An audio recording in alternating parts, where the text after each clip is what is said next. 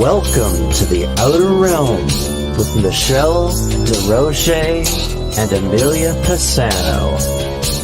Airing live on the United Public Radio Network, 105.3 FM in New Orleans.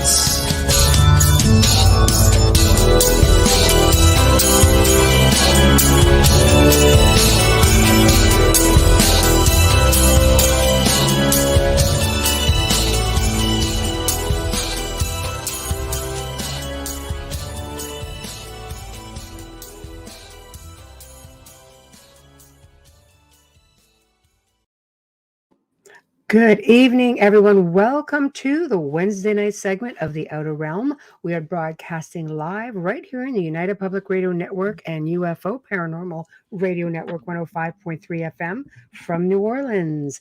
We are fully sponsored by the amazing people over at Folgers Coffee who have been a part of our journey since day one. So thank you, Folgers. We could not do it without you, and we appreciate you so very much. Also, big thank you to Dr. Snick, the sonic surgeon, aka Justin Snicker, for his contribution of his time and his music for our intro and outro.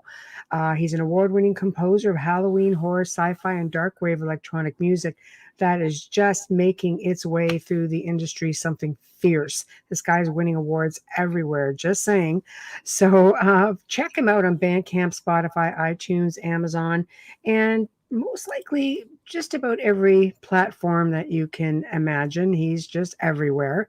So big thank you to him. Big thank you to Steve McGinnis, the artist behind the logos for the Outer Realm. He can be found on Instagram and Facebook, does a lot of commission pieces and has a lot of amazing stuff just ready to go. So check him out. Now tonight, we welcome for the very first time Priscilla Rosado-Cruz, and this should be a lot of fun because she does astrology and she does spirit coaching, talks about numerology, cardology, and she, basically, I guess I was the experiment. So she did, well, at least for me, she did my astrology chart, or one of them, and I have to say, it left me a little bit like, wow, in awe. So I was pretty excited about that and anxious to see what she's got to say about it. So for everybody listening, we're in the designated chat rooms, which tonight is a Facebook News on the Flip Side. We've got UFO Paranormal United Public Radio. We've got Outer Realm, of course, Canada's Most Haunted. Then head over to, I think we're actually on LinkedIn tonight under Joe Montaldo's network account. So for those listening on LinkedIn, find us there. However, we cannot see the chat room. It doesn't come here, but you will at least be able to listen in. YouTube, of course, is UFO Gods and Extraterrestrials and the Outer Realm. That's it for YouTube tonight. And they're being a little bit extra finicky. So we're not on the usual YouTube channel. We'll leave that right there. Anyway, Bubbles, as Wayne would say, you look like an alien in a flying saucer tonight. This is as close as I'm getting to one. I have to say, it's bizarre, right? I'm so sorry. It's weird because I'm talking to a talking spot. Right? I know. It's just bizarre. You probably have better visual when we're on the phone. Yeah, sorry guys. I'm under the weather, but excuse me. Anyways, I didn't want to miss a show. I hate when I miss shows, and especially when it's a new guest, it makes me feel really bad if I haven't been here. So, like, my face is nasty right now, but I'm here. I can hear. Right. No. I look like an alien. That's as close as you'll get, darling. No, we're still going to have some fun. Thank you, so Tamara. We're just going to have a technique because I can't see you. So what I'm going to do is I'm going to open up my messenger here. And if you want to ask a question, just send me an emoji or something so I know. I know it's weird, but I can't see you. So do you want Messenger or do you want me to text you? What's faster? No, just Messenger's fine. Whatever works. Okay. It's open, so I'll see it. So when I see some little emoji come up, there we go, right? Yeah, even that one, because then it dings. So I know with the ding that And you you're want gonna to hear ask a ding, ding, question. ding. Okay, And there when we you see the go. green face, it's me. I love it. I love it. So I've sent off, sent the link off, Thank you, and Carol. we have people chiming in. Bubbles is dancing in the dark. I can That's assure right. you, she probably is. And Carol, If you Melissa, only knew today. Mara, Wayne, this is, yeah, perfect. So, I can tell on the soundboard that we have the various platforms all starting to tune in and fill up. And That's good. yeah, so That's good. I do have to say, Priscilla sent um a written Chart. reading, which, Yeah. I think is what a lot of people get. And I tend to get lost in that. And she was kind enough to do a video one. So all I had to do was just really Oh, listen. Yeah. And she goes, I really need your opinion, validation. As you know, it's really tough when you come up with things and there's yeah. no validation. So I said, yeah, no problem. I'll listen to it. And I have, oh, well, there she is. We'll just let her talk all about Oh, it. let me give that quick intro because everybody's like, "What? What? Okay, I only saw, hurry up and make her it quick bio, because blah blah blah." give me the condensed version. See, I wouldn't miss you, Priscilla. I'm not. Well, I'm still here. She is a psychic, intuitive astrologer, cardologist, and channeler. She runs her own practice, Spirit Coaching Astrology, and is now a newly published author. Please welcome for the first time, Priscilla Rosado-Cruz. There we are. Hello. Hello, hello. Let Hi, me just get Hi, the how are you? yeah, I'm there wonderful. we How are you go. guys? Thank you for having me. I'm excited. Oh my Oh, God, it's a it's pleasure. awesome having you. It's I a pleasure. Well, sorry, no screen. I'm under the weather and I'm medicated, so like I'm green as AF. So Understood. I'm we getting have over a technique. If myself. she wants to ask a question, she's going to send me some crazy emoji, and you're going to hear the computer go bing, and then I oh know yeah. she wants to ask you a question because normally we have like hand signals, Right. so I can Yeah. always tell. When Wait, polite hand signals. Polite hand signals. Yeah. Doesn't sound right. We're with I that. put up my index finger. I don't want to cut anyone off, because Yeah. it's often that we have like the three of us is a lot. Sometimes we have two guests and it's a lot and there's lag. So we want to make sure that you get your story across and you get your time. For sure. For sure. Great. Excellent. Yay. Well, how are you?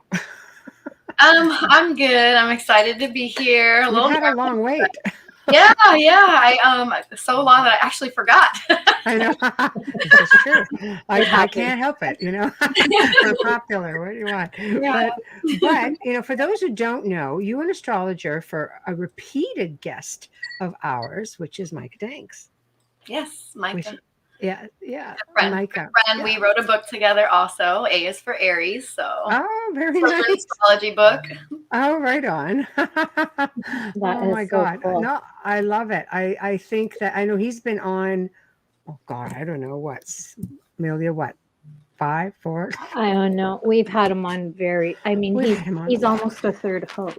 I know. So He's pretty much is right in there. I know. he's very interesting. He's very interesting. He Yeah. is. I He volunteered is. to be, the guinea pig if you write P is for Pisces. Yeah, he's got a really deep mind. It's very, very profound. So Yeah.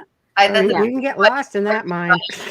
I found him on social media in an astrology group, and he had mentioned something with astrology in the Bible, and it really struck out. And I was like, oh, I've got to message this guy. So Yeah, that's how he's it began for us. interesting. Mhm. He just so nonchalantly just pops it all out. Yeah. I'm Yeah, like, I want to see the writing. So, I can't keep up otherwise. that's But- Micah for sure. So, why don't you just tell us about yourself? I mean, I guess maybe some people just wake up one day and say, I'm going to do astrology. I know people who have, but some people have a more profound journey, to the end. So I want to let you just take it. Okay, so yeah, I like how you said that because there are people that just do astrology, and there are some of us that are kind of called to it. Yes.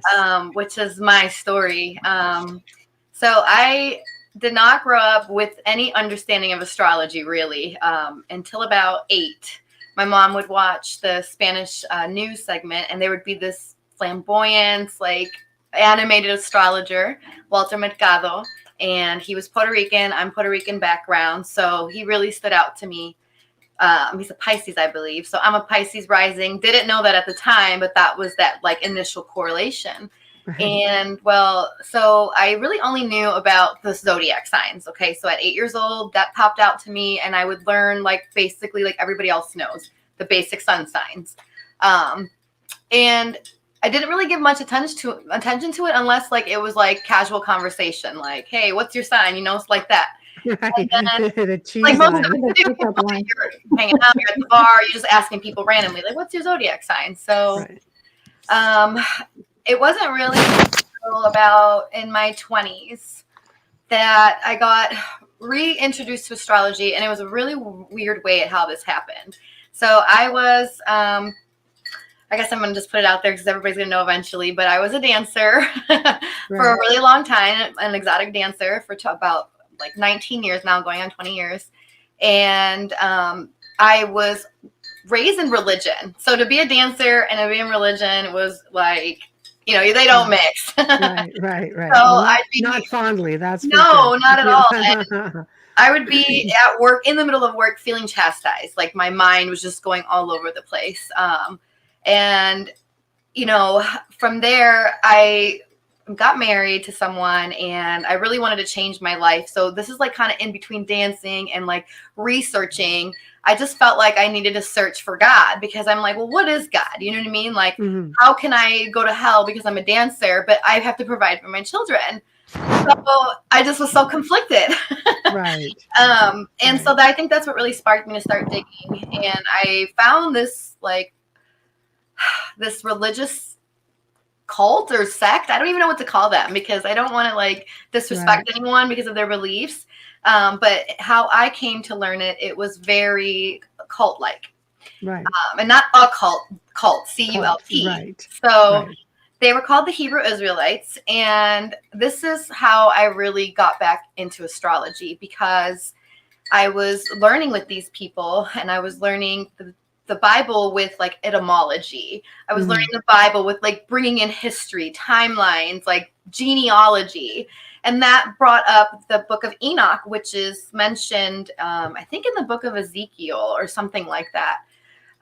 And I was like, what is this? So I found out there's like these apocryphal books. They must be books of the Bible. And I just started researching.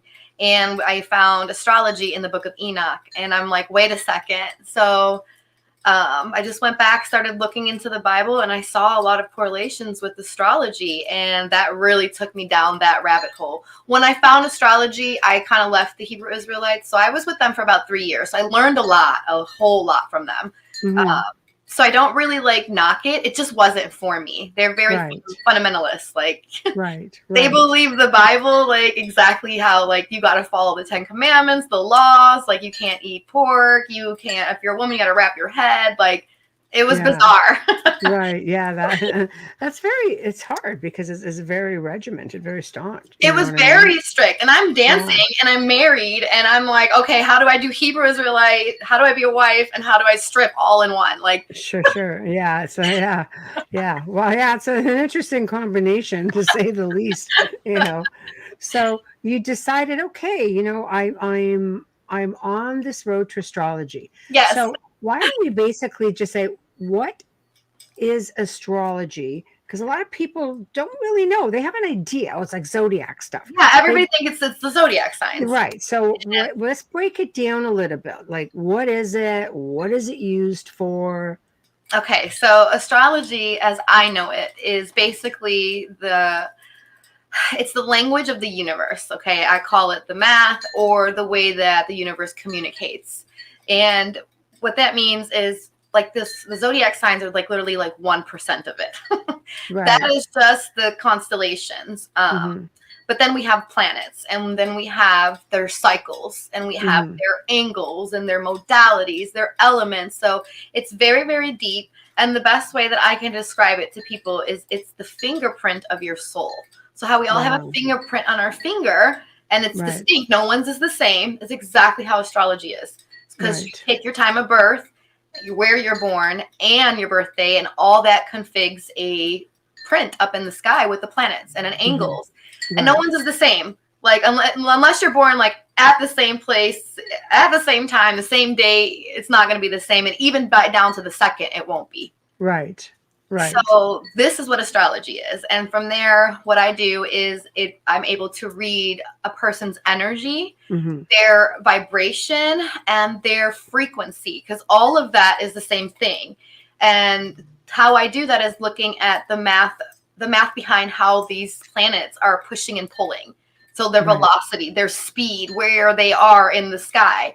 And it gives you a storyline. So I believe that this is how the three kings in the Bible understood, the coming of Christ, and all of these allegories. They really are telling you how to, read your DNA, who you are, your identity. Like, so astrology is very, very deep, and there's more that goes into it, because we have all types of different occult studies and practices that you can tie in. So harmonics, vibration, frequency, numbers, numerology. We can bring in tarot, because that also is a number system. And then that's cardology as well, which is what I'm newly getting into, where it's the deck of cards that are actually a math equation. They literally did it off of the 52 weeks, and it's it's great. It is interesting. It's really interesting. Nikola Tesla did say, that the universe is all about frequency and vibration. I mean, life is about frequency and vibration. Numbers, definitely, in math, because you want to understand the universe, you have to really understand math and numbers, especially, you ready for it? Number 3. Oh yeah, 3 is the Trinity, and that's so important, because that's creation. That's how we are here. You go, Father and child. So that's right. That's right. Holy Trinity, 3 is very, very 3, 6, 9. And he's a scientist, right? So, I mean, it goes to show you, because this is looked at something. It's not taken very seriously, and yet throughout centuries, people would go to oracles and seers, and this was really important. They would live their entire, people of, I guess, education. Yes, who knew gurus, people who really study and take time to really dig deep. And so it's crazy that in our time today, it's not universally known. And I look at that from being more so governmental or religion, dogma, school, things that kind of have indoctrinated us to really not learn these things. That kind of push us down another direction. And I think that's bad for our vibrations, because we don't get to know who we are, and we make all these mistakes in life. And astrology is really like a compass to your personal identity, your personal energy, and it can help you make choices in life. So. Right. Okay. Here we go. Number 666. Yeah, let's go there. 6, my understanding, is actually 6 neutrons, 6 protons, 6 electrons, which makes the human. Yes. So that would be considered the mark of the beast. So are we the beast? You know what I mean? It's really interesting. Well, of course, everything with respect, if you even think about hell, there's a lot of things there that goes back to ancient knowledge that I always say sort of got bastardized in a way, and I don't mean that in a disrespectful way, but it got torn to bits and changed and altered, and to suit, let's just say, a newer purpose, right? Which is, again, religion as we know it. It's quite different, because there are a lot of things that were taken from many different ancient cultures and societies, and and it's so not what you think. No, and it's made this whole fear-induced society, and really just one-dimensional way of thinking, which is not good for us. How can we evolve? How are we going to thrive like that? So I do think that it's all orchestrated for this whole beast system that they're trying to create. So that's a whole other topic. All right. Well, quick question from Tamara. Amelia, I don't even know if you can see these. Do you want me to just read them off? The thing's right in front. This is the one time I actually can see them. Okay, good. Those are for the listeners, not the viewers, that we read them out. Listeners. Okay, go ahead. Tamara, hi. Tamara says, do you find the other astrology different? Chinese, Celt, etc.?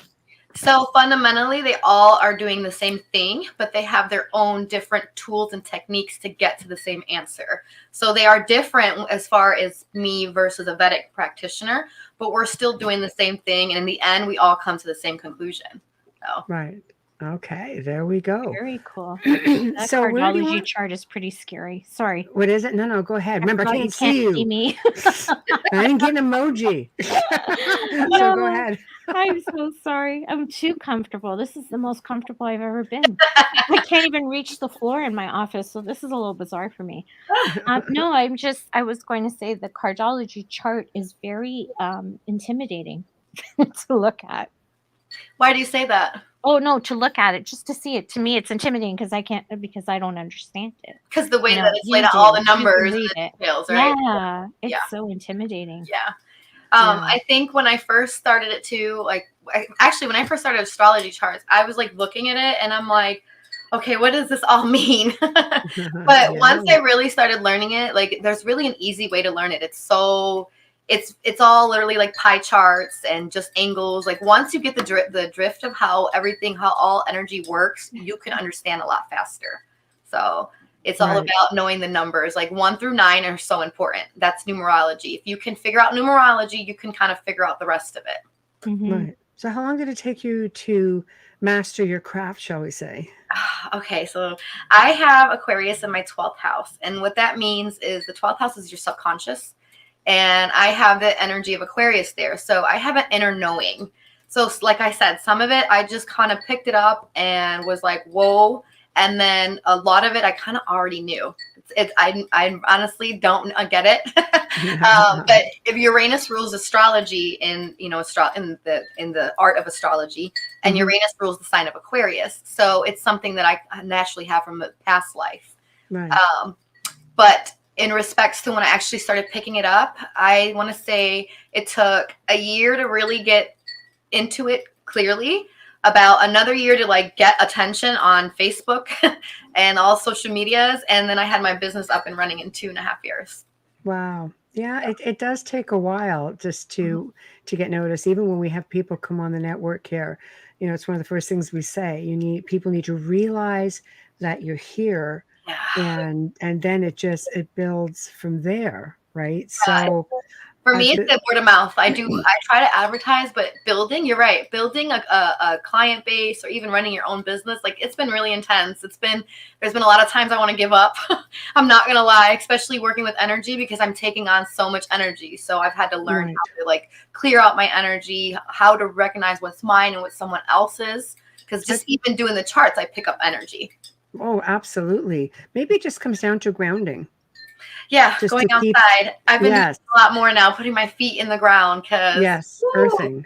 That's right. I don't have much earth elements, so that's something very important for me. Like I have to water plants. I need to go outside. Like I have to have a lot of tree. Yes, they do. They exchange energy with you. That's so really real. Do. So real. It is. It is. Amelia, you got this one. Yes, I have. Oh, go ahead. Sorry. No, it's okay. I was ready to respond to her. Oh, yes. I know, because you can read it. We do this for the listeners because we're on FM. So Tamara asks, so do you have a book or computer program to figure out the planets on birth dates and years?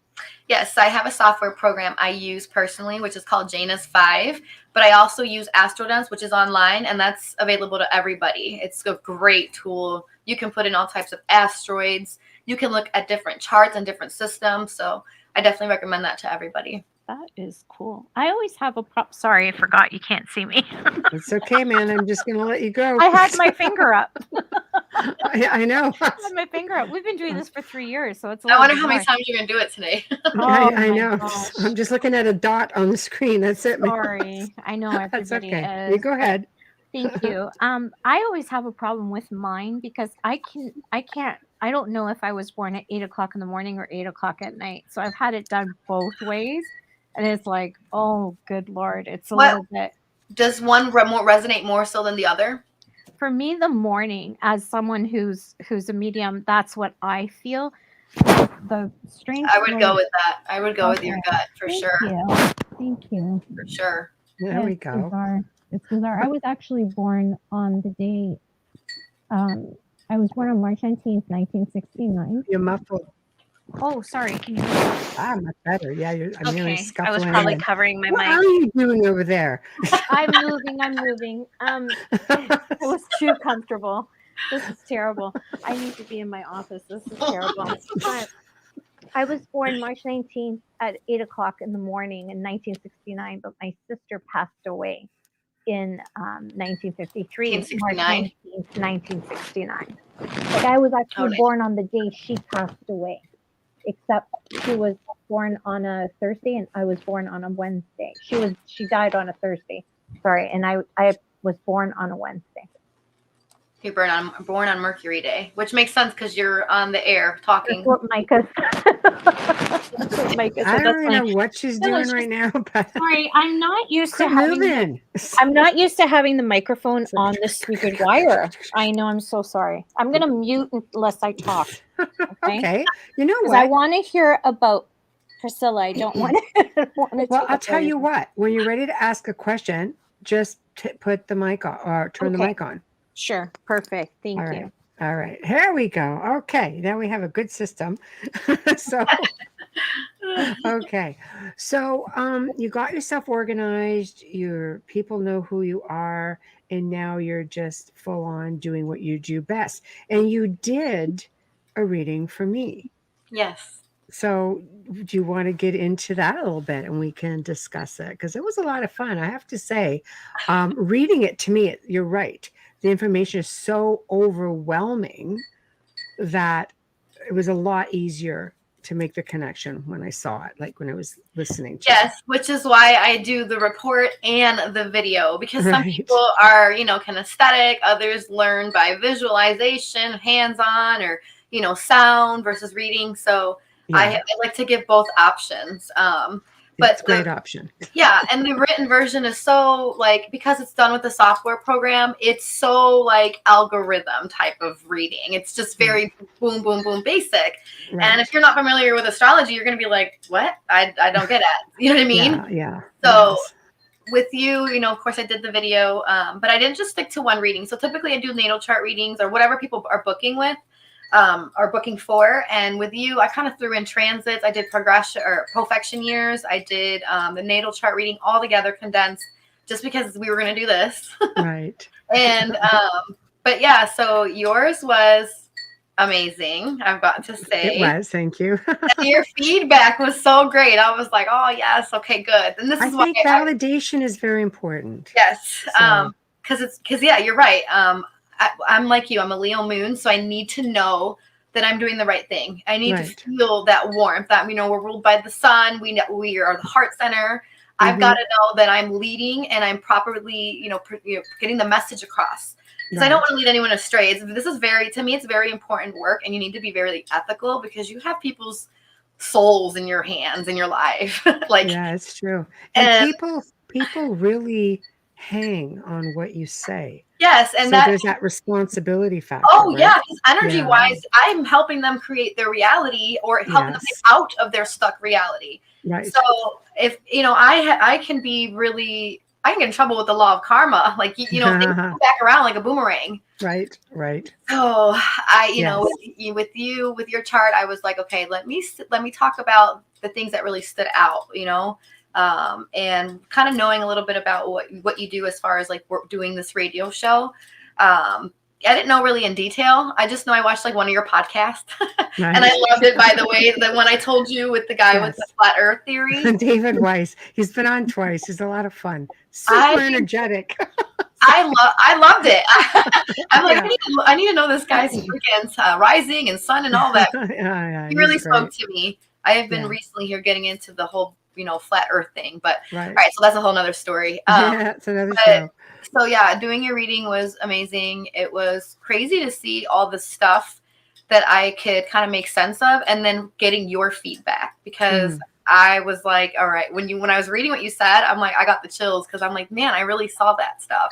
Yes. So like you said, it really helps me validate that I'm actually reading these charts correctly. Right. But yeah, so I don't know what you want me to say as far as your reading. Go ahead. Yeah, just go whatever you So want. Yeah. what really stood out to me was your 14 to 18 age. Right. I actually want to minimize this so I can look at your chart. Let me see. Yeah, you can actually screen share. I mean, from your end too on this program, which is great. Okay. Oh my gosh. I know, it's just loads of fun, right? So tell me, how do I screen share so I can give you my just go to where it says, okay, 1 second, present. Okay. And right when you click on that, you'll see share screen. Okay, let me share screen. Yeah, you can share screen, and then you just go to whatever window you want on whatever platform you're on. Okay. If it's on Google Chrome, click Google Chrome and go to whatever window you want. If it's your computer file, you'll find it. It's up, and it'll tell you right what it is. But just go back to this one. Okay. Okay, hold on. I'm just going to share this, and then I'm going to go here. I'm just going to put this up for. Can you see this? No, we can't see it yet. Tamara, her website is right here on the banner, and she'll list that stuff on the website, I imagine, for your fees and things like that. Okay. Yeah, there's a list of what the readings I do and how much they are. I also have an app for Android and iPhone, so you can also book the readings there. Yeah, that was exciting because actually Apple fought us tooth and nail almost 3 months, and they finally published right before this video. So, or this podcast. It worked out because there it is, and it's there for Android as well, right? Yes. Okay. Exactly. There's your screen share. I'm gonna put it. I find how to screen share this. So. You're all right. There you go. Whoa! Whoop! And you're gone. I don't know what happened, but I'm just gonna tab over and look at it. Okay. Yeah. Okay. So let's see. What was it that really stood out to me?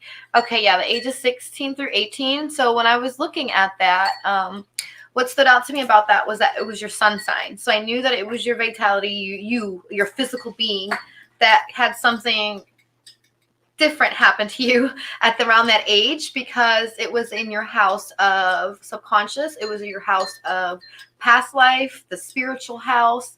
You know, your fourth, your 8th, and your 12th house in astrology are like the paranormal houses. They are the houses associated with psychic energy, spirits, the underworld, disembodied spirits, all of that. And the 12th being just as profound as the 8th. So those two are really, really like deep with it. The 4th house is more ancestral.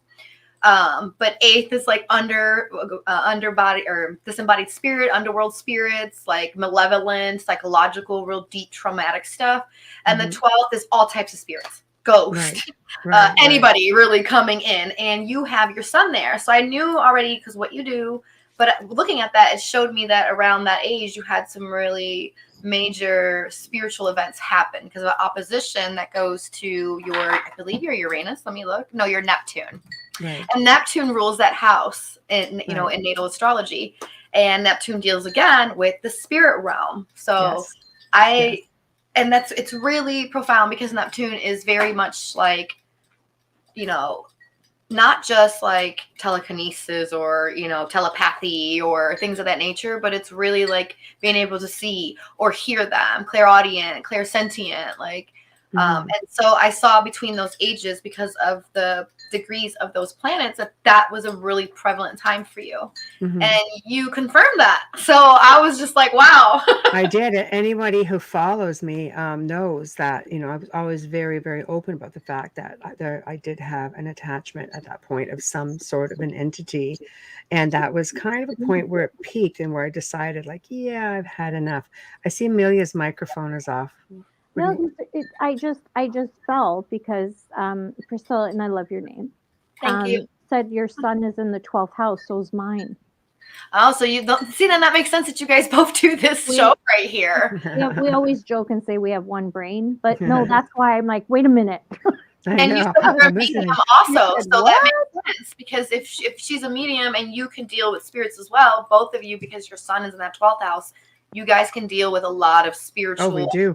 Not just actually sometimes attacks. Like, you have to learn how to really control that, because your embodiment, your physical body is involved in this.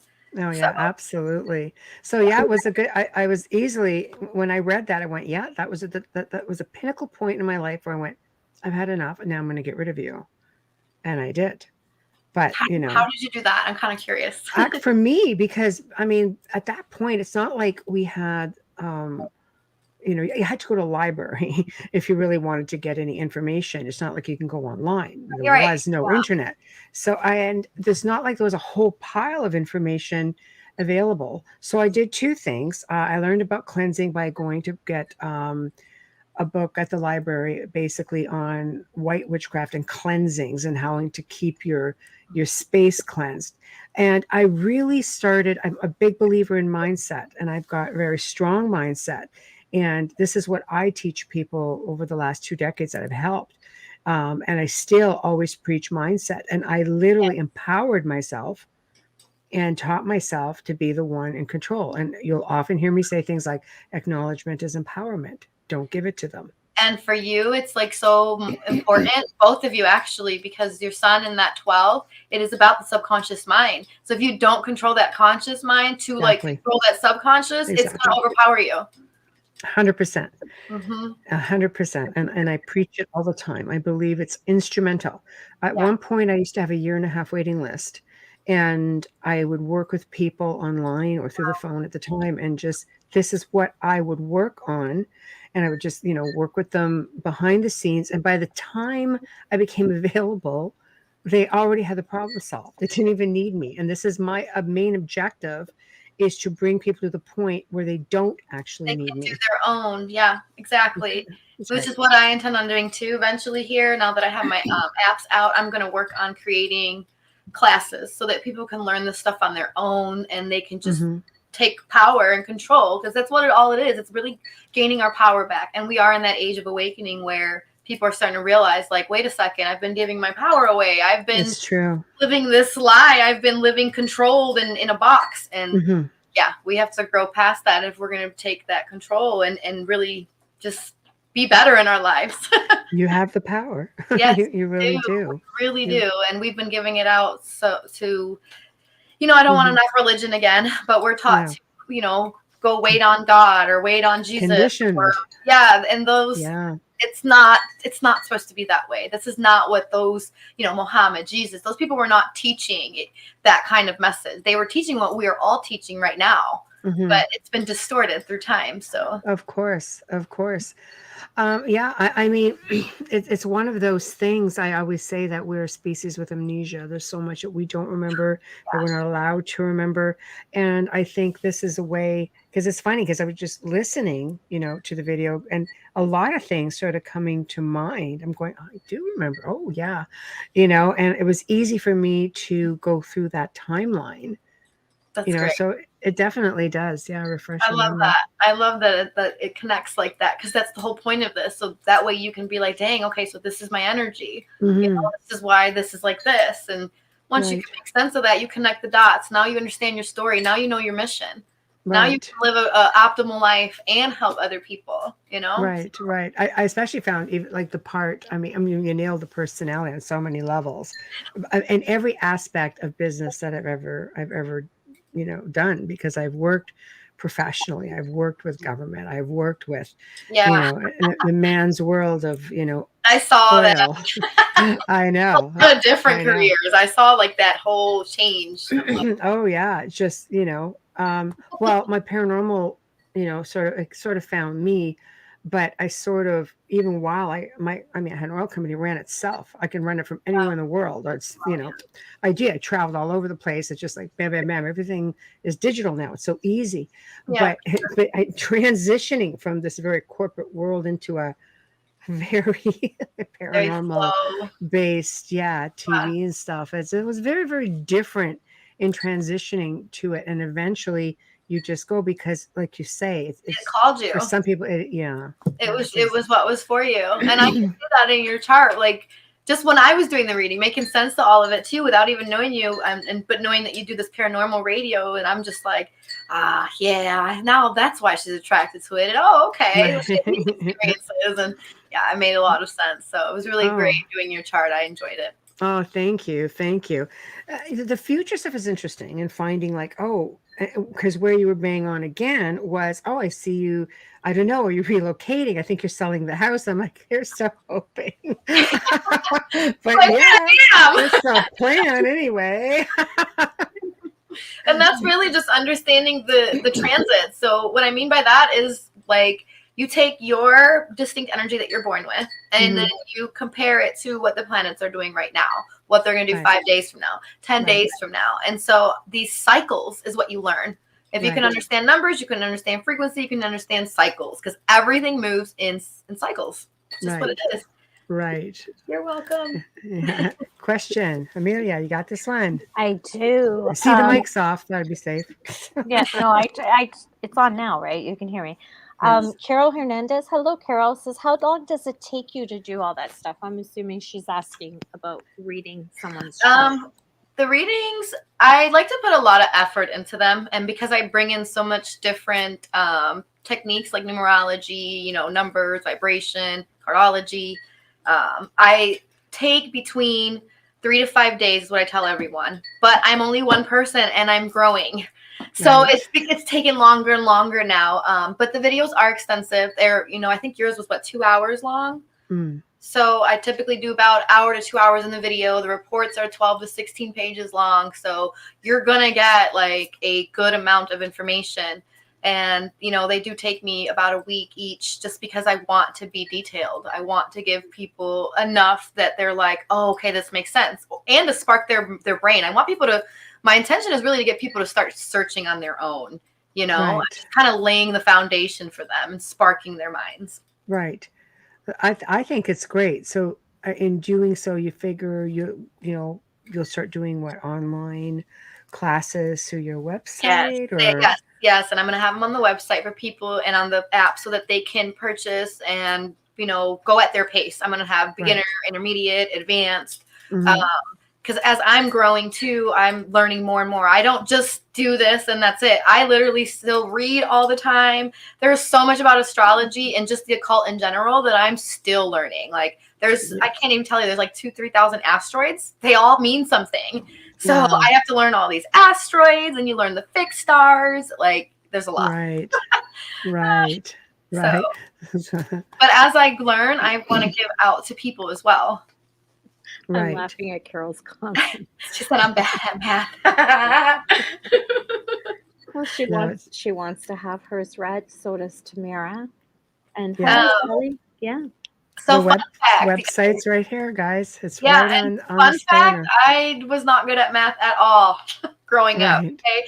I to give a little bit more of my background, I grew up in the northern Chicago area, and I grew up in a really like poor, what you would call ghetto, around gangs. My brother joined gangs. I followed his footsteps. I was in 2 rehabs by the time I was 14. I was addicted to cocaine from like 10 to 14 years old.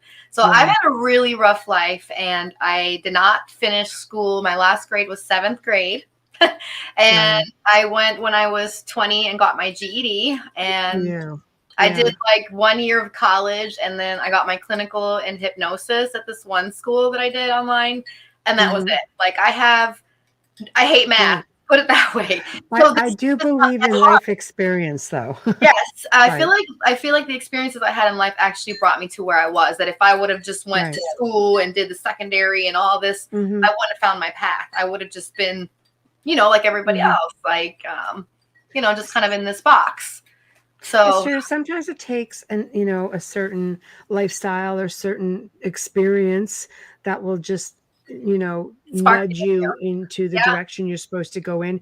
It's like, Wayne and I speak about this all the time with the universe. It has a way of making your path harder. If it's trying to nudge you in a direction and you're just not getting it, it will make it harder for you to climb the hill until right. And then when you start to veer on the right path, things start to get easier. And you're like, oh, things wait a fall minute. in line, and you're like, maybe, maybe this is where I'm supposed to be going. Going this way. Yeah. That's what happened to me. That's exactly what happened to me. So I was on the wrong path so many times in my life. But again, if I wouldn't have went through all these different experiences and realities, I would not serve as a person that could help others. I cannot.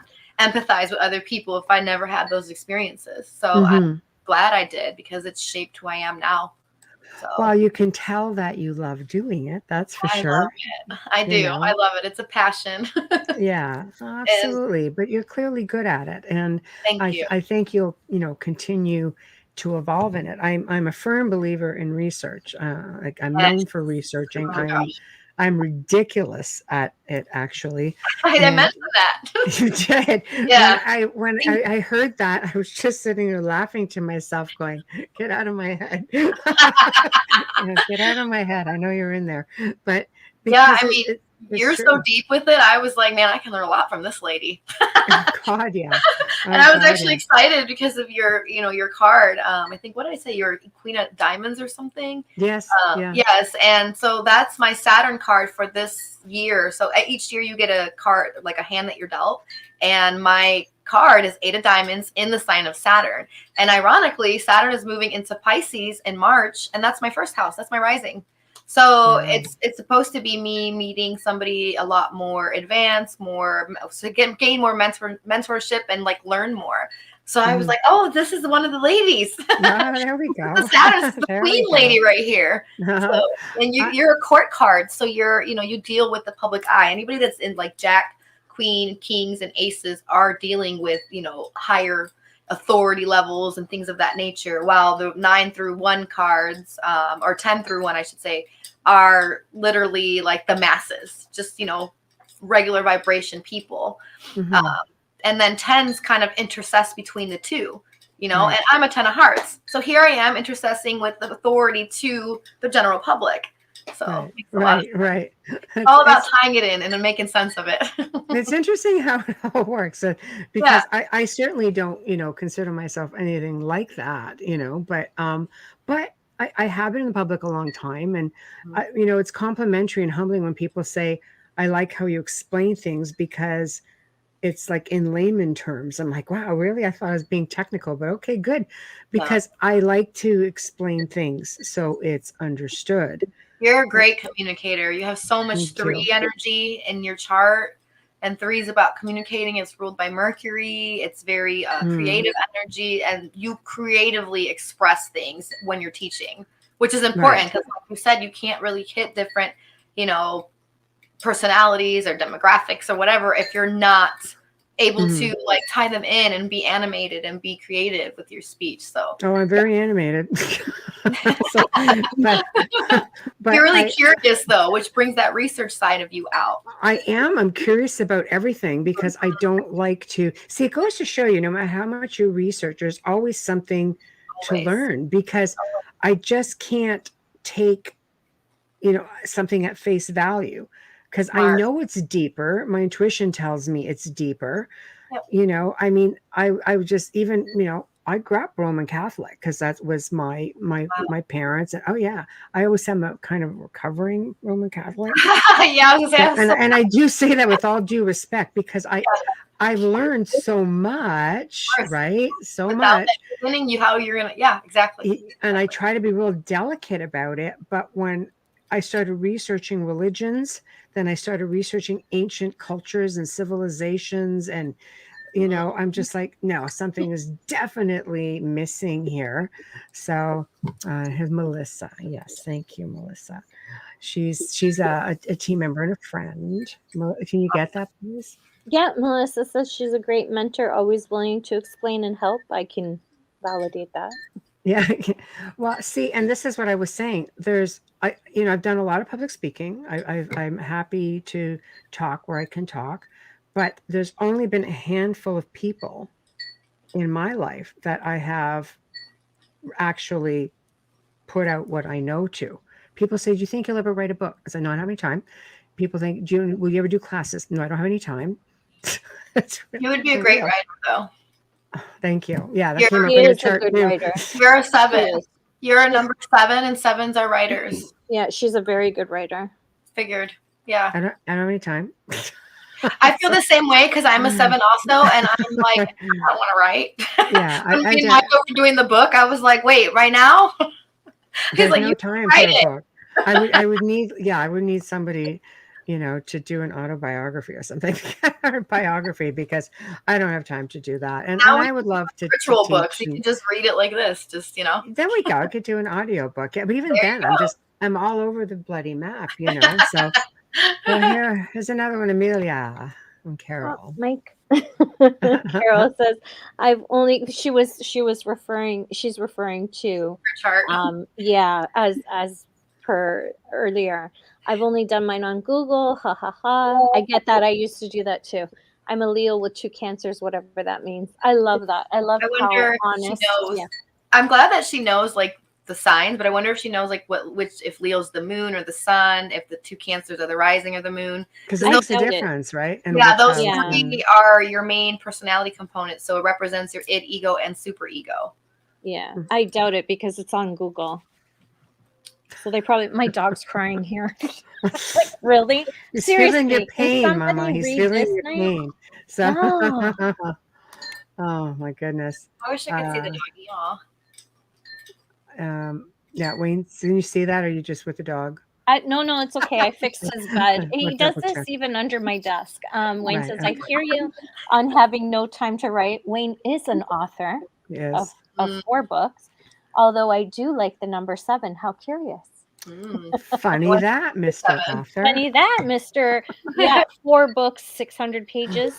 Yeah, Excellent books, by the way. Excellent. And one's books. an award Vampire winner. Tales. Yep. Yeah.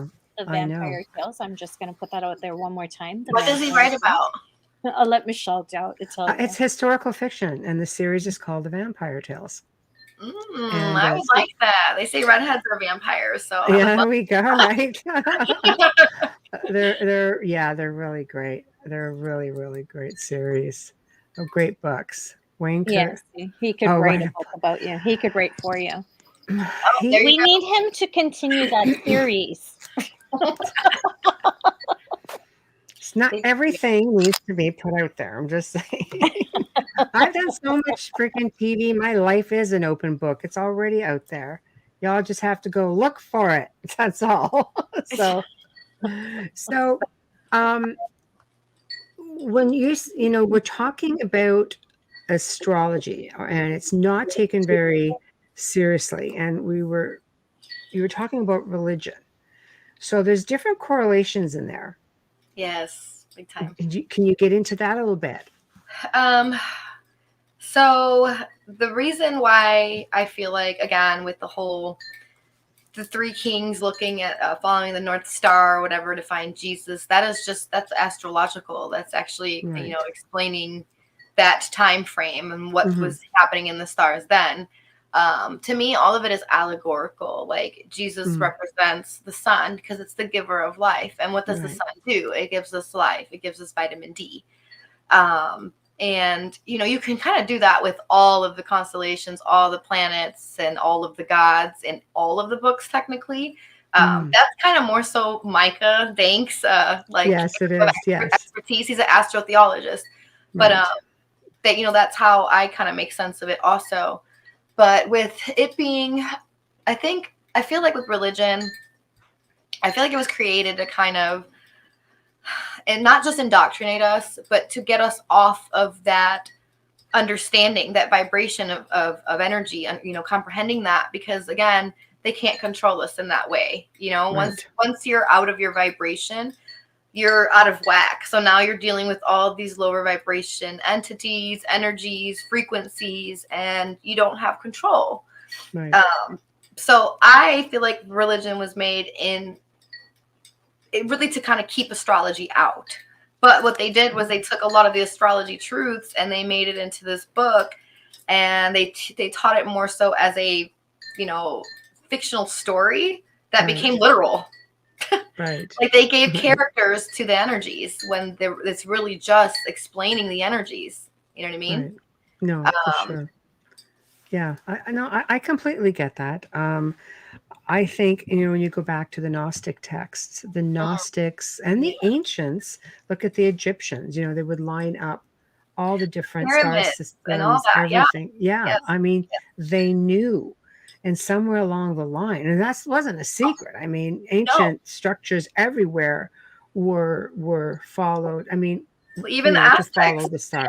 yeah, you can come to this side of the globe or go all the way to the eastern side. It was all, following this same flow of cycles and energies. Yeah, so absolutely. I think, religion came, and I want to say that was around Constantine. It was around, it was about 350 AD, in and around there, because Gnosticism itself still spoke of the stars, beings from the stars and constellations. They talked about all of that, and that went on to be, the Essenes and the Cathars, and that was around the time where, it did change a little bit with Constantine. And as time went on, they became really hardcore about it.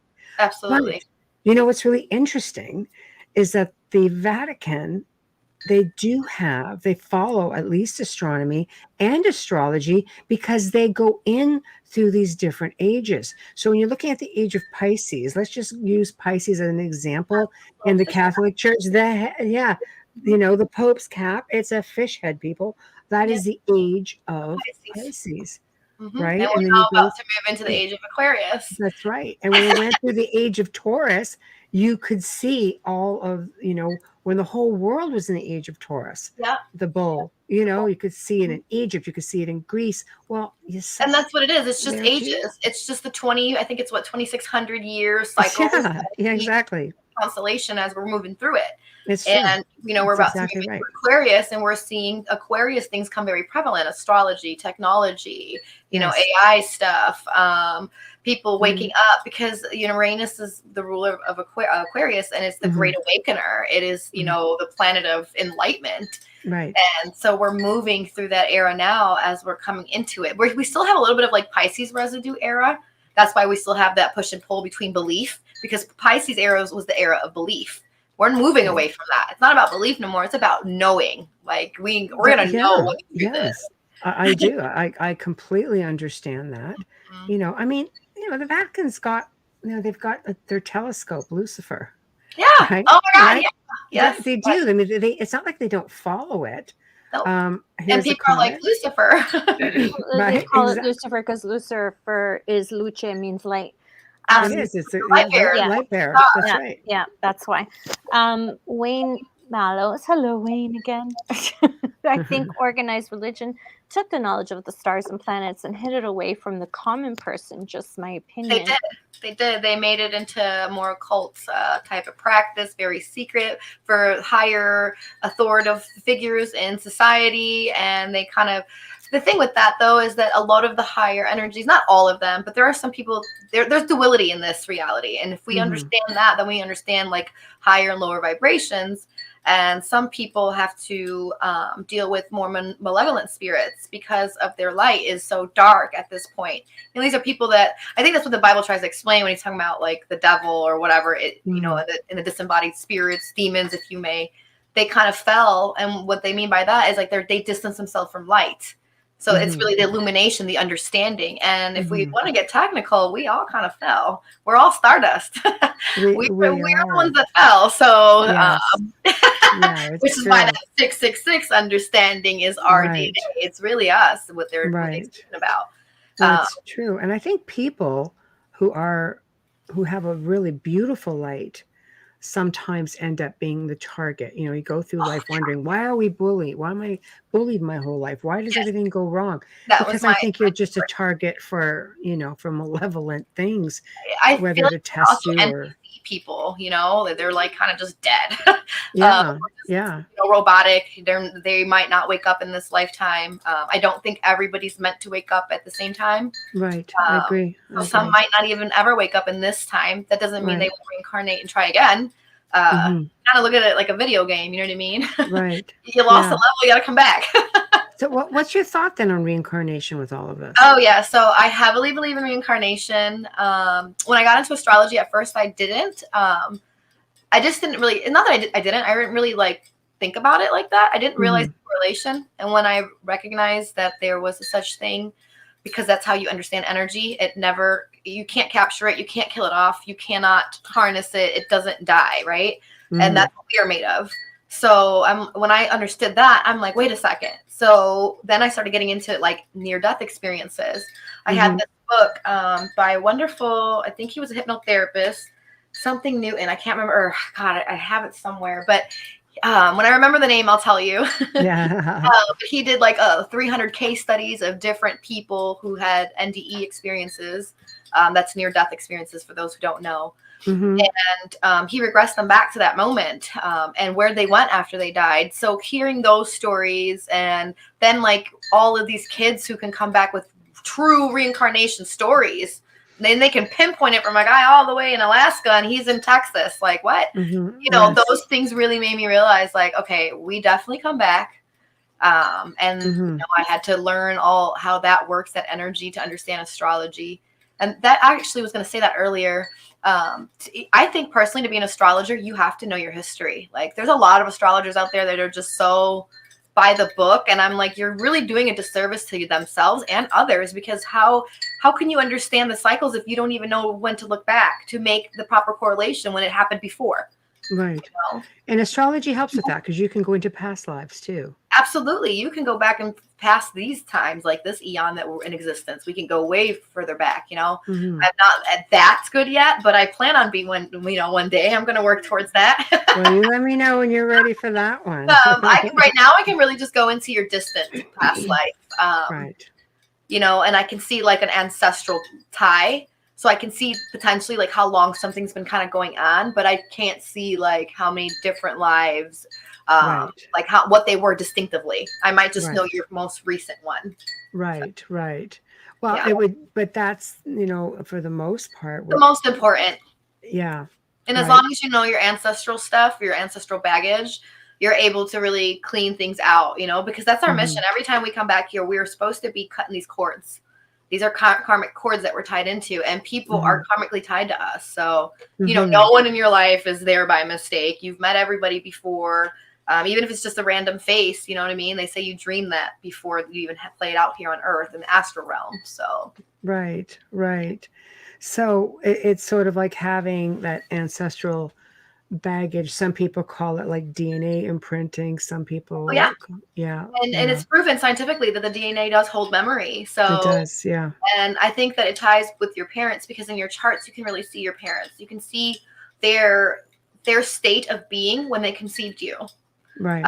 And you can see how they got along when it came to you. And that's something that's really important astrologically, that people need to understand, that, you can be in the same household. You and your siblings are not going to have the same experience with the parents. You're not going to see your parents the same. You're not going to understand things the same, even if you're in the same household. Right. And that's so important, because that goes back to that whole fingerprint of the soul. Mm-hmm. We all have our own baggage, even if you are in this family tie, you know what I mean? And Right. sometimes your family on Earth are not your real soul tribe. These are just people you're tied to that you got to clear out the debt. So that's fascinating. Yeah. And that's why some people, just after the karma's done, they kind of go their own way. That's why some families don't, bond together, while others do. Everybody has their own story. So Mm-hmm. Yeah, that's interesting. Why maybe some people don't click. You'll sometimes hear how yeah, for sure. They just figure just because of your parents, you have, I often have heard terms, when you have parents who just can get up and leave their family, especially like a mom, because you have that cliche of, we birthed you, we have that maternal, my kids, they're all adults now, but I've been nicknamed my mother bear. It's oh, don't even go there. She'll eat you. Your chart. Yeah, right. I know you did. That's funny. You did, because I am really like extra vicious when it comes to my kids. I can never imagine that Leo moon. You don't play about your kids. All right, I can't imagine walking away from them. Okay, microphone's off. Go ahead, Bubbles. No. I was going to say, thank God that you made that comment, because I feel that it can work in both favors, either that you're really, really tight, or there are things that you learn from each other, and then you just kind of go depart your ways. Yeah. And a lot of people say, because I've lost both my parents, a lot of people say, oh, when your mom passes away, she keeps the family together. For me, it wasn't true. My dad still kept it together, and we stayed together. But then through things happen, you kind of, whether it's distance or you don't you know, whether you don't get So, along or or you whatever. cleared your karma out, or Yeah, that is you know, amazing. it's next. Yeah. Mhm. And it's crazy. That's why you can meet a total stranger and feel such a deep Yeah. connection with them, because they're really part of your soul tribe in comparison Yeah. to, Mhm. you know, your mother, your father. This is where I learned to stop judging people. I used to be very critical. I used to be a know-it-all. I think we've all been there, but you have a beautiful energy. Thank you. I I want to say appreciate that before I have to mute my mic again. it. Thank Well, you. don't mute just yet because we have a comment. There Yes. we go. Go ahead. Carol Hernandez says, this makes so much sense. I'm an identical twin and I was born second. We are mirror twins also. She is a textbook narcissist. And I'm sure she's not. Yeah. So I've seen that. Mm. So that, yeah, that, very that different. explains it Yeah. right there, because, you know, no one is exactly the same. Even if you're twins, you're born a couple seconds, you know, difference. And again, you have different storylines. You have different debts, karmas, and dharmas that you're tied to. So we all have to go our own paths. Yeah. That time Which is is exactly everything. what Tamara says. That timing is everything, right? She could have been born even 10 minutes later and it changes Changed everything. Yep. Mhm. everything. Mm-hmm. Mhm. So Yeah, fascinating. it's definitely different. Just to think that we share space. You know, you're practically living with strangers, and yet we come into it, and apparently we choose this for ourselves. Do you believe that we choose our paths before coming here? We You do. Right. So you're choosing your path according to what you still have to do, like your mission, your lesson, what you owe, and what you're going to be blessed with. So we pick our parents. For the Right. people out there that have a hard time with that, we do. But you pick them for what you need to experience in this life when you're coming back, and what you got to clear out. You know, Mhm. fundamentally what's going to put you on your path.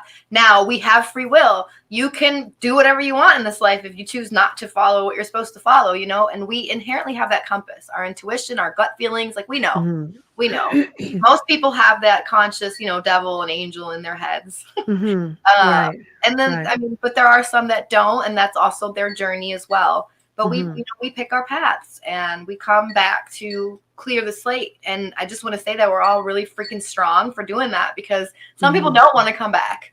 And I No, don't it's blame them. true. Yeah, it's This true. place is the school of hard knocks, man. Maybe the path isn't for us, you know, when we choose these Sometimes, individuals. yeah, sometimes Maybe you're it's for trying to help their other part of the people. journey. Yeah. Yep. Or you know, you're tied to this person, so you guys agree before you come back. All right, I'm gonna come back with you to the earth so we can fix this. Let's go. Go get born first. Like, Oh God, yeah. I know. I just want to be there for a little while. You know, and then you go take the people brunt come. of I it. mean, and it's sad when we look at it from that perspective, because there are kids that come, they're here 3 years, they die from illness, or someone comes That's and true. they're here, they're 18, they're shot, they die. You know, we all, and how I look at it too is we all will play a role one day in this life that someone else has played. So whether you're going to experience it in your path now, or you're going to come back and experience it, this is why it's really important to watch what you do, what you say, and what you put out there, because life has a funny way of making you go through that again. He said, I'm a prick. I have to agree with Wayne when he said me. I was I was the most bored person in school, and I did really well in school, and I was bored, and I felt like I have done this 100 times before. I don't want to be here. You probably have. You probably have. I believe it. I don't want to come back, and we say that on the show a lot. I'm like, no. And Yeah, they say we have a choice. I don't know how true this is, but what I've heard is that, like, when you're going to the light, that's you coming out the birth canal into another life. So you're supposed to not go towards the light. Okay, you know what? I've heard that theory, but for different reasons. Really? That's yes, that's actually really interesting. So stay away from the light, and you don't go back into the conveyor belt of life. But there's a theory that's been going around for a long time, and I don't know. I do ask on the topic. I will, you know, occasionally put this out there to guests, especially when they've had NDEs. There's the theory that because they believe that we do get recycled in, and if you want to avoid, you know, if you want to be free, sort of thing, and go back into the universe, then you have to avoid the prison planet by avoiding the light. And it's one of the reasons that we are so conditioned in life to go to the light. Yep. And they tell us that. They tell us that in like in so many odd ways, whether it's through movies or books or songs or whatever we hear. They literally subliminally indoctrinated it into us. Yeah. So imagine how many people are in their passing state and they're going towards the light. They're reincarnating back. And that's another concept that I've gotten into. I don't know if you know who Santos Bonacci is. I'm really big with him. I'm supposed to actually be on his show eventually here, so I can't wait for that. But he was teaching at one point how we cycle back through the moon, and Saturn, that rings around Saturn kind of keeps us stuck. That's because Saturn is the planet of limitation. It's the planet that rules over matter, which is us, our physical being. So that illumination and that process keeps us cycling back as well. So, which is funny because moon is mother in astrology. Right. So we come out of a mother, a womb, a portal of light, and the moon is a luminary.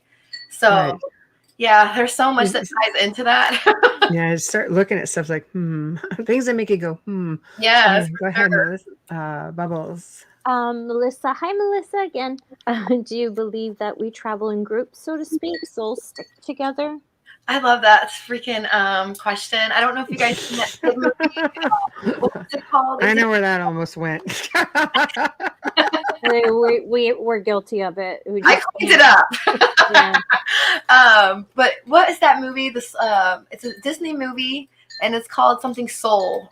It's really cute. But that movie teaches about how it actually works as far as soul groups. And that book that I was reading that I was trying to say, what was his name? Something Newton. Man, I cannot remember. But he talks about soul groups also, that when he did the interviews for the NDE, those people also talked about, that you go back to a soul group.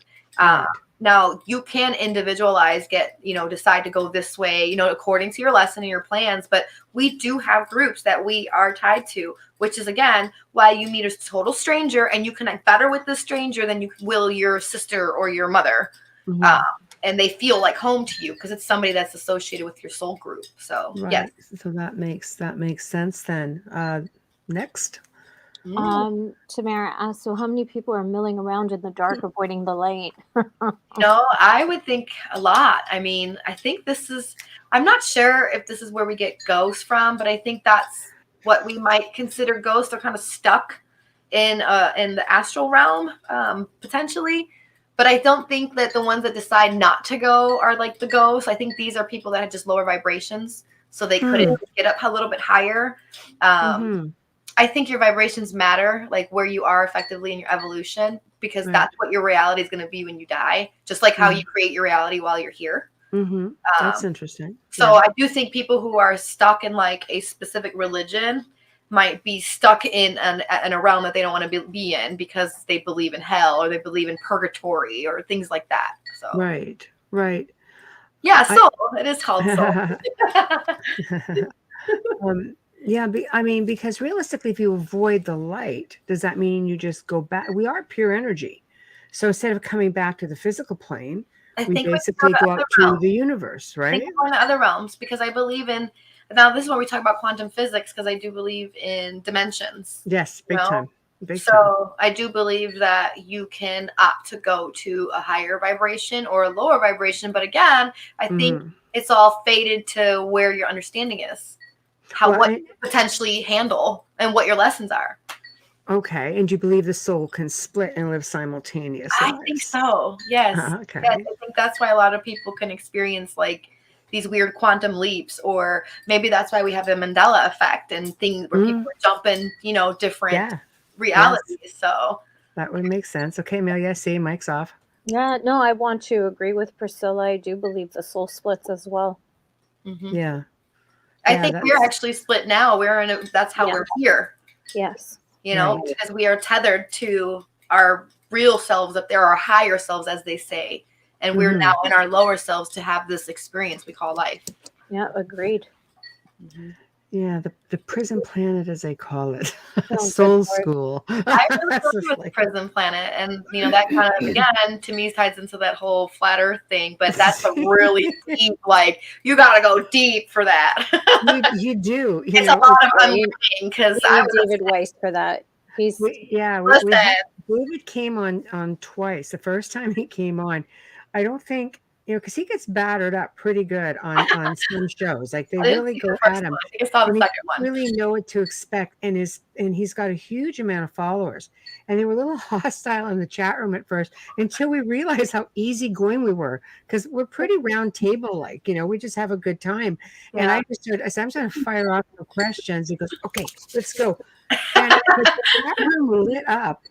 Like they're like, oh my God, it's the best show ever. We're like, yeah, I know, right? Isn't this great? So we decided to bring him on again. I think that's the interview that you saw Yeah. was the last one. And he had this whole presentation this Loved it. time. And we just really had a lot of fun with it. It's just, there's so many different theories out there. And So it was so ironic when I clicked on when you sent me your link, and I was like, okay, I just want to watch one video. I want to get an idea of what I'm getting into. His was the first one that pops up, and I had just got done reading a book about Admiral Byrd. Right. So I was like, you've got to be kidding me. So it was just adding on to what I was already learning about, like, the world's past the ice walls and all of this, the Earth and all this stuff that I was like, this kind of makes some sense here. Oh God, did you go in and read all the comments? Like there was a whole banter going on in there. Like, wow. Stepped out after all. Oh my God. But I wouldn't doubt if it has some validity because of the age that we're in. We're coming into this age of knowing, which means we're going to start learning things that are above our understanding. Uranus is the planet of the genius. So it's information that it's going to sound crazy because what's the fine line? There's a thin line between genius and crazy. So to some people, they're going to be like, that's nuts if they can't handle it. But you have to go in and find the first interview. Because it's really different. Yeah, it's really different. Go ahead, Amelia.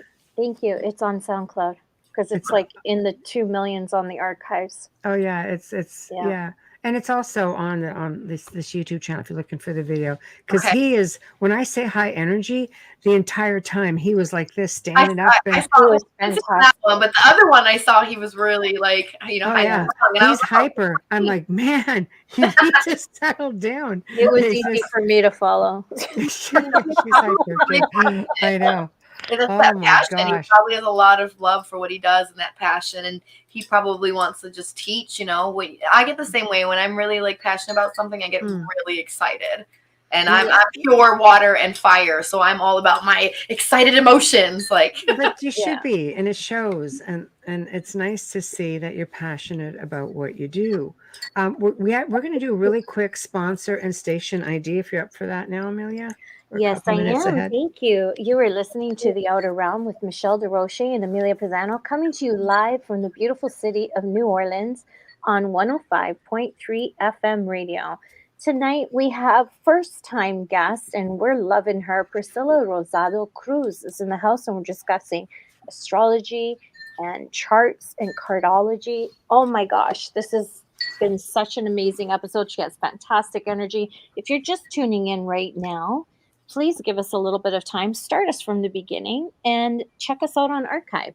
You can stream or listen to our archives on the platforms you normally use. Shout out and thank you to the amazing people at Folgers Coffee. Michelle's going to need to hold up that glass because you can't see me. For fully sponsoring our show from day one. We love you and we thank you so much. Another shout out and a huge, humongous thank you for our intro and our outro to Dr. Snick, the sonic surgeon, Justin Snicker, award-winning composer and musician. You can find his music on Amazon and Bandcamp and find him on Facebook and Instagram. He drops clips of his music every single day. Check him out. And if you are watching us on YouTube or on Facebook, please give us a like. Hit that subscribe button. It's free. And why would you want to miss any of our shows? Like, seriously. Right. I don't understand it personally, but whatever. We love and appreciate you all, just, and especially everybody coming in to chat. You guys just make it so much more fun. Oh my God. Chat's the best. Oh yeah. There's some nights it gets really wild. So there's a term that you use, and it reminds me of one of my favorite Rush songs, and albums, which is All the World's a Stage. Yes. Bam, right?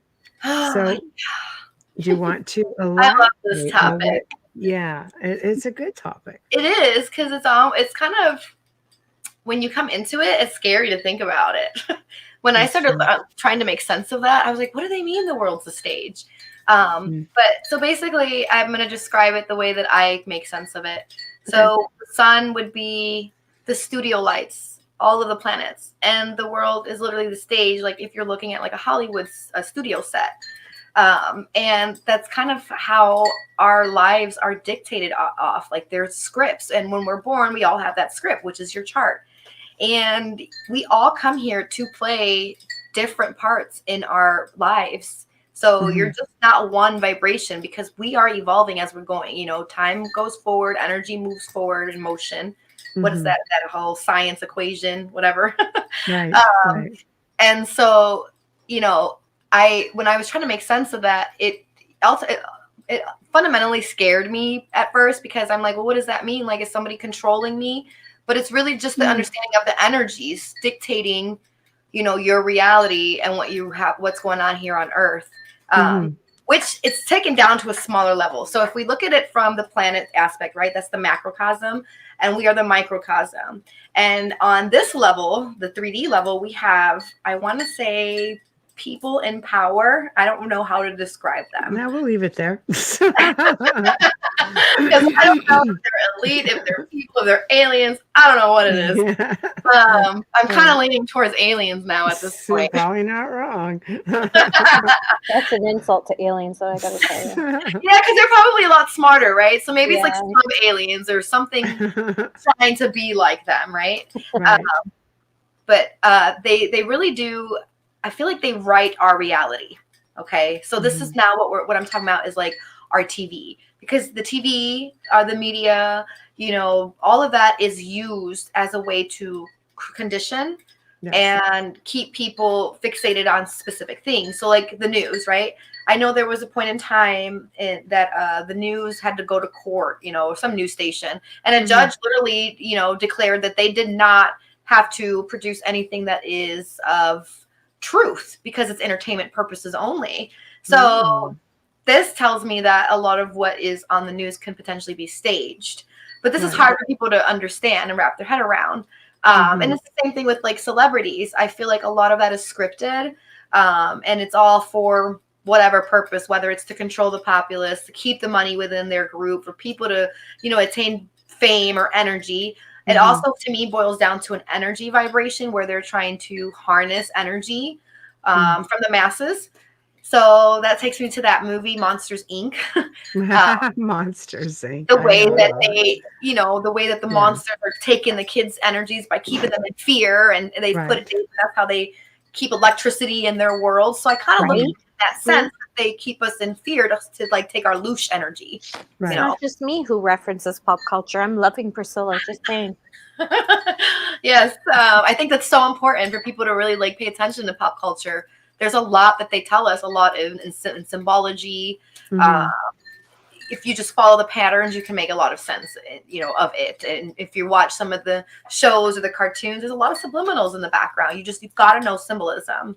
And that's a good point, because it's also something that even Tesla had made mention of. If humanity learned how to read symbols, they really would unlock the keys to the universe. Yes, because it's all that hits your subconscious. Yeah. That's something from so ancient, primitive from in our day that we always will have an affinity with it. But we're so dumbed down that people don't recognize like how to pick up on that stuff. So that symbology is so important.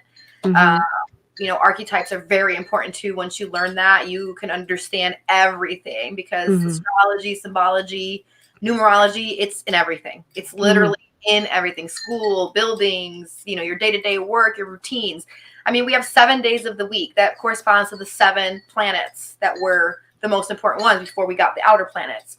All of it ties in, you know? So there's one other thing that I thought was really important, which I'm starting to learn now, and that's called, I'm going to mess this up, but I hope I'm saying it right, gematria.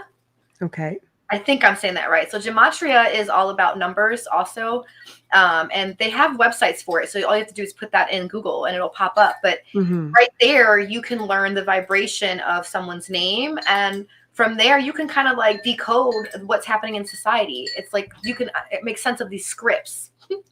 So yes. So is this something you're going to include or offer up? Eventually, wow. Something I want people to learn, to teach. I'm going to teach them this. I want to be able to make one day a system where people can actually punch it in with their, with an app versus just on Google. So I'm talking with my software team people. I have all these ideas, and they're great. I love them. Shout out to them, Luminary Softwares. There we go. There we go. Okay, Amelia. See, Mike is off. Go ahead. Yeah, thank you. Tamara says 369 are the numbers Nikola Tesla used. Yes. They were originally Fibonacci. Yeah. Fibonacci sequence. Yes, absolutely. Fibonacci is my great, sometimes uncle. Like, I don't know how many times, but yeah. Oh my God, that's amazing. No, it's not, because I suck at math too. Yeah. You didn't get his gift. It's okay. Exactly. No, my family built Pisa. I can't draw. Yeah, it's just wonderful. As long as you know the basics, though, honestly, like arithmetic, really geometry is so important. Like those basic aspects, degrees and potentially a little bit of fractions. If you can figure those things out, you can do all of this stuff. Well, it comes down to sacred geometry as well. You have to go back and look at the ancient structures and sacred geometry. Everything. Well, look at buildings. Like most of our buildings are four corners, because that's a foundation, and four is literally the energy of a foundation. So it's what keeps things sturdy. So yes, that would be considered sacred geometry, because they understood this when they were making these buildings. Like, it's really. And if you look at resonation frequencies, you look at the Knights Templar, and a lot of within their structures, they had circular. Like right? and a lot of that represents the antenna on top resonance. Of the eardrum, because it brings down this vibrational energy. That's right. It's a certain sequence to keep people peaceful and have them keep coming back. Just like with music, they attune it at a certain vibration and keep people addicted. And this is why you see societies going crazy and doing all this, monstrous stuff. It's, a lot of people don't realize we get programmed by these vibrations. So it's very, very important to pay attention. I can't stress that enough. It's true. There's a lot of things I think that we miss. We miss it because we're kept very busy. Life we're captivated by the woes. Yeah. Well, the TV and give us. How many people work 2 jobs? How many people, you go to work, you come home, dinner's on the table, pick up the kids, homework time. Like, you don't have time slave mentality to really pay attention to all of the signs that are being left all around us. We've somehow lost how to be aware. Yeah, we lost touch with that. Awareness is key. It is. And, we're really, really just running towards the Joneses. We got to get the next nice car. We got to provide for this. And even down to like relationships, the way that they glamorize love and things like this, it's promoted a lot. And, it's promoted kind of inverted, because that's another way to keep us closed-minded, right. And in this age, we're supposed to be learning detachment in the age of Aquarius, because they are the vibration of detachment. Being objective, kind of being outside of yourself, outside the box, that 4. Right, again. back to that understanding. Yeah. Right. So with astrology, I mean, obviously you're expanding with this. What kind of people come to you the most? Honestly, I get all types of people. Okay.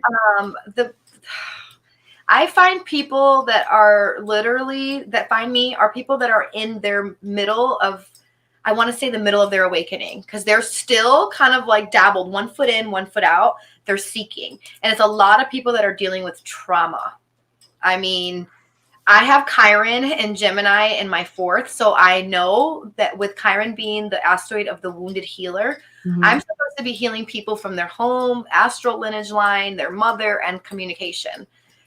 Because this is what I've mastered, and that's what I attract. I attract people with mom issues, with home issues that don't feel like they're at home. People that feel alienated, people that have problems communicating, people that have traumatic things happen to them in the family line. So I am a a 4-planet stellium in Scorpio. What that means is I deal with things of the underworld, the occult, under disembodied spirits, Pluto things. So trauma, sexual trauma, psychological trauma, abuse. And that's what I pull in. I pull in from all of that. And I think because I've experienced that so much in my life and I've been able to heal from those things and come up out of those things, that I am deemed with that. Like, this is something I have to do. And I know that. So how does astrology help? Is it just them knowing? So that's the key. The key is actually being aware. What we just talked about, awareness. Once you're aware of what is really the fundamental base of your issues, then you fix it. Because let's say you're angry at somebody for like a month, your spouse. There's something more deeply rooted in there with what you're angry about. But if you don't know the beginning of where that anger stems from, or that disappointment or that abandonment issue, how can you solve this current problem? You can't. You're going to keep cycling in it. So my job is to help people cut that cycle tie and bring that energy to a higher octave so they're not repeating the same reality. So how can they cut the tie then? Just depends on what they're going through. So first, awareness. Second, working with that trauma. A lot of, like, let's say we're dealing with sexual abuse. I bring that one up because it's been very, very prevalent in my life and with my clients as well. And being a sex worker, 20 years as a dancer, that's been very big for me. But what I learned with that is to understand that chakra energy. Because if you don't understand that chakra energy, you don't know how to harness it. So you don't know how to stop attracting certain things. And that chakra is really magnetic. Sex is magnetic. It's ruled by Pluto. So if you're constantly, in that lower vibration, you're going to keep magnetizing those realities to yourself. So my job is to get people to look at it from a different perspective and pull in the energy differently, working with things, getting things out of them. So almost like what you said, because I know you said you're an energy worker. And I saw that, and you're like probably 100 times better than I am at that. No, don't brag on it. We just work it differently. That's all. Or potentially that, but I feel like I'm a baby compared to you. I'm old. We'll leave it there. You've got a lot of wisdom.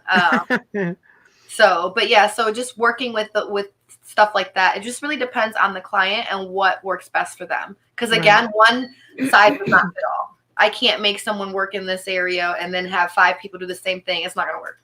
Everybody's different, which is why I never freaking like school, because everybody's conditioned to do the same thing, and not everybody learns that way. Like, this is why some people make it and some don't. Right. Here we go. 1 second. Okay, Amelia, you got this? Tamara says, I was told you work I'm going to say physical, emotionally, energetic, and then the soul releases. Okay, so it's all tied in because it's mind, body, and soul. You have to work it all. And I think a lot of people don't recognize that. They feel that, oh, well, I just got my life in order, so I'm good. Okay, well, what about your emotional state? What about your mental state? What about your spiritual state? Some people don't even have a spiritual connection. They're like I said, NPCs. They're just operating real robotic. How can you have a different reality or even be as optimal as you need to be on Earth if you're not even aware? If you're not even awake to these healing, tactics, which is why I love Eastern medicine, because they bring in all types of, balancing the chi, the chakras, working with all these invisible energies that we don't even recognize are here. From a very early age. I mean, their school children are taught to meditate. Yeah, and all that's proven scientifically how well that is for the body, the mind. A lot of Eastern medicine or even holistic approaches, they've been demonized and they really work. I was working with healing people as far as diets, and I had a friend that he's cured today, but he was taking 6 insulin shots a day, and I was like, no. And he was given 6 months to live when he met, and I was like, listen, what do you got to lose? Let's take a chance. So he took my advice, and I learned a lot from the late Dr. Sebi, a lot of other healers in that respect. And I started understanding alkaline and acidic, which is the same as negative and positive vibrations. It's just on a physical level, the body. And I got him to basically he's off all of the insulin shots. He lost over 100 pounds and he's still alive today, 3 years later. There we go. No diabetes. It goes to show you. There you go. Amelia, you get this? Carol Hernandez is saying this is giving me an anxiety attack. What do you mean by that? Yeah. Do you need assistance? Anxiety, like you can't handle, or anxiety that you're excited you want to move forward with this? Yeah. Probably some elaborate. No. And I just want to mention in Toronto, they are, oh my God, I sounded like a tourist, Toronto. In Toronto, they are doing meditation in a lot of the pilot schools, and they found that there's less need to discipline or, they don't even do after school what's it called, where you had to stay after school. Detention? Yeah, I did that a lot. But they don't even do that. I did it for talking back, but they don't even do that. I know it's shocking, me talking back to a teacher. There's a lot of countries like that. There's some countries that have prisons where they actually teach positive reinforcement versus punishment. And there's less crime. There's like people are actually being rehabilitated. They're not going back. So it's a lower, crime rate and whatever you call that when they recidivism or whatever, when they come back. There's a lot of change when you're using positive reinforcement, which is something. I'm a Saturn person. I'm born on Saturday.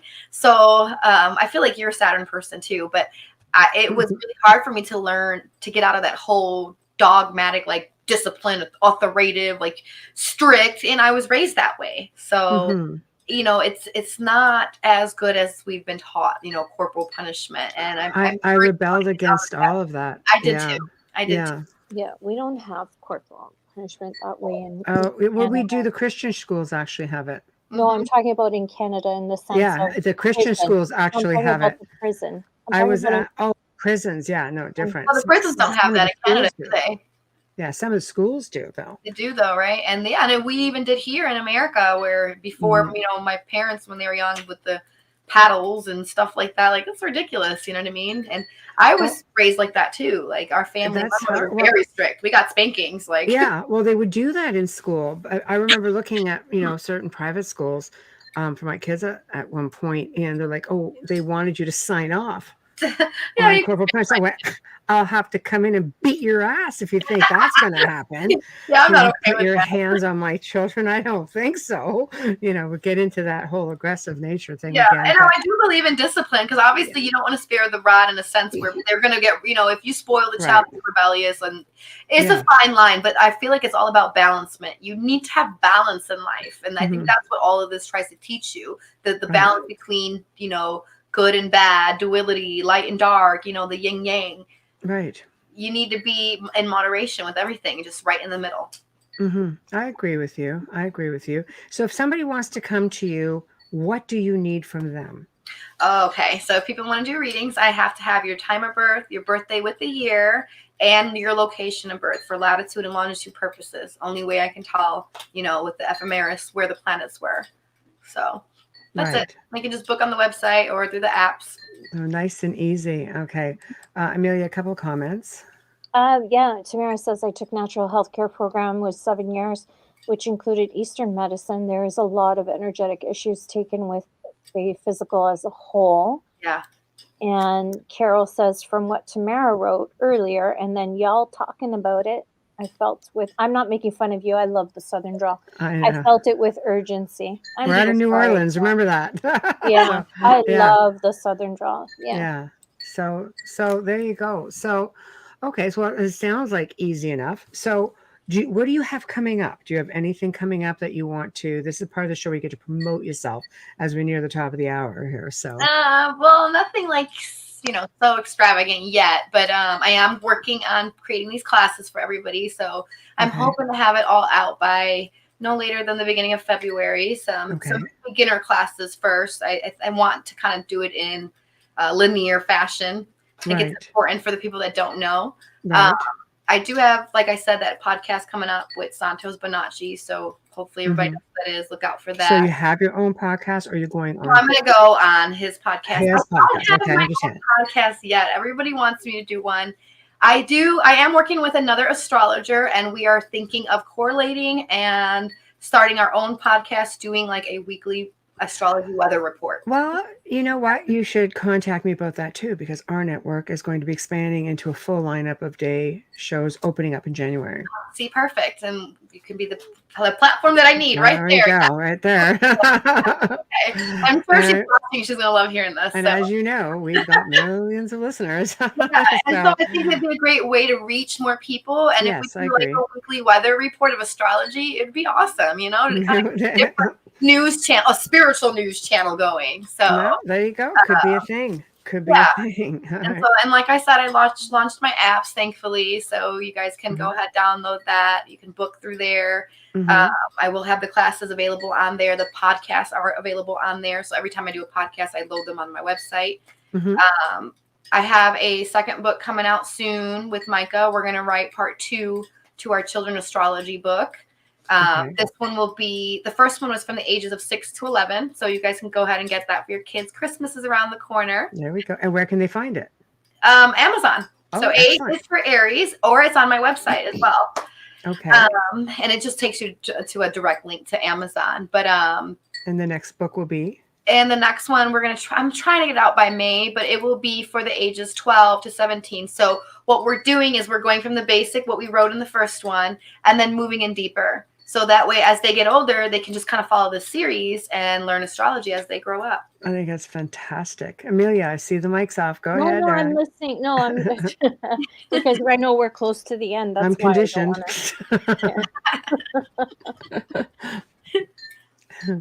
Oh, okay. Oh, so you don't want to speak? No, I'm because I know we're near the top. Okay, of the so hour. all right. Yeah. All right, just checking. Yeah, well, I think it's really great. So the website and your app is here. Yes. So we'll wait for it. People just, I think Tamara's already found it. And are you backed up right now, or are you taking people on right away? No, I'm taking it in bookings right away. It's just like a week to a week and a half delay. So you have to give me a week and a half to get your readings. I do all recorded readings. So they are via email. That way, if you're not able to be present, you can watch it at your spare time. They are also, you're able to download them and keep them.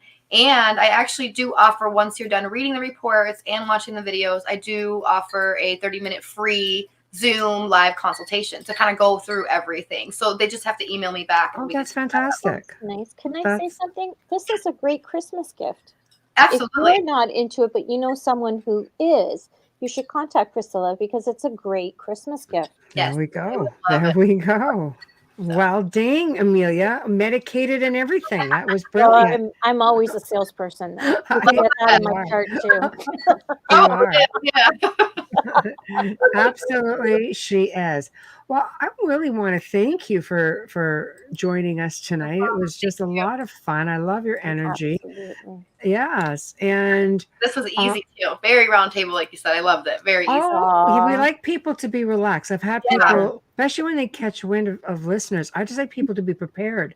I said, this is the opportunity that if you want something out, there'll be a lot of people listening. Sure. And they're like, well, now I'm worried.